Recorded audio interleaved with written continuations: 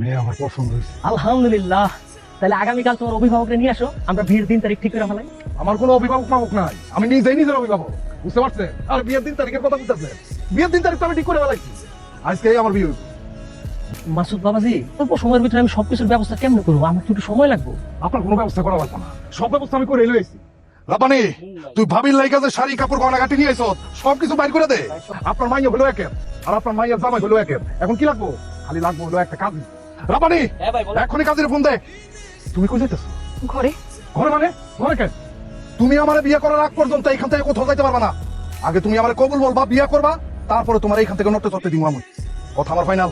Ready তো হতে দিবেন নাকি সেটাও দিবেন না? ও রেডি হইবা? চলো আমার লগে ঘরে চলো, আমার সামনে তুমি শাড়ি পরবা। কি করতেছেন? আমি আপনার সামনে শাড়ি করবো কেন? ও পাখি, আমি তোমার লেগে পাগল হয়ে গেছি, তোমার দেখার পর থেকে আমি তোমার লেগে দেওয়া হয়ে গেছি পাখি। সমস্যা কি? একটু পরে একটু আমগো বিয়া।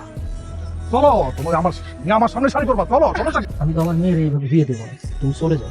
আপনার মেয়েরে আপনি কেমনে বিয়া দিবেন না দিবেন এই ব্যাপারে আপনারা কেউ জিজ্ঞাসা জিজ্ঞেস আপনারে? আপনার মেয়ের আমি তুলে লওয়া বিয়ে করুন, কিছু করতে পারবেন না। বসেন, হ্যাঁ বসেন। একদম কথা বলবেন না, পুরো গুলি করে দিব, পুরো গুলি করে দিব, একদম কথা বলবেন।